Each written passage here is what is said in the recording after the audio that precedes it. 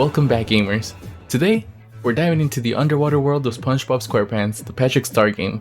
This 3D platformer takes one of Bikini's bottom most beloved but bumbling characters, Patrick Star, and puts him front and center of his own adventure. But does this game live up to the SpongeBob legacy, or does it fall short, like Patrick trying to pass his boating exam? Let's find out. The story of the Patrick the Star game is, well, pretty much what you expect from a goofy starfish.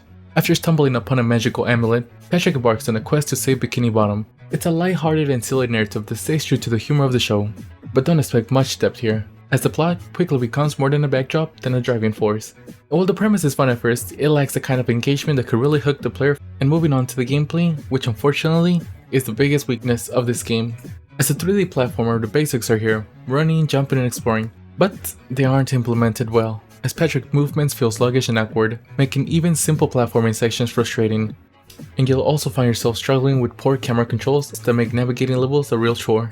And speaking of levels, the game's level designs don't impress much either. Bikini Bottom is a world filled with iconic locations, but this game does little to bring them to life. The environments feel bland and repetitive, with too many levels that look and play the same. The lack of creativity really stands out here, as there's so much potential in the world of SpongeBob, but it just isn't tapped into. And instead, you'll find yourself completing dull tasks and fighting off generic enemies that don't really provide much of a challenge or excitement. Now moving on to the visuals.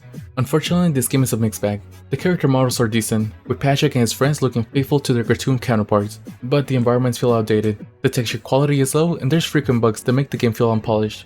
But on the plus side, the voice acting is top notch, as it features the original cast, and hearing Bill return as Patrick is a real treat, and the game's soundtrack includes some fun remixes of classic SpongeBob tunes, although I must say they do become repetitive after a while.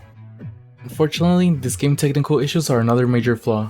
Frame rate drops, long loading times and random glitches pop up frequently, and they break the immersion, adding to the overall frustration. These problems, combined with the already weak gameplay, make it hard to enjoy the game, and in my opinion, for $40, this is a tough sell, and for me the game is a 6.3 out of 10.